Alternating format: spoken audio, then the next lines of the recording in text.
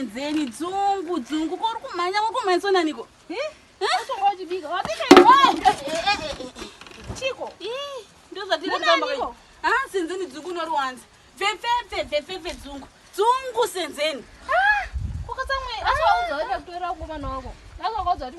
aiwe mukomana uchiyashamisira chiko bvunza vese vemune raini reserere vangani vana vakabvisiswa mimba nemukomana iyi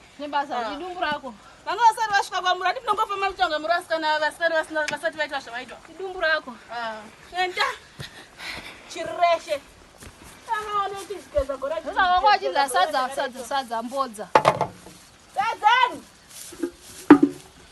iwe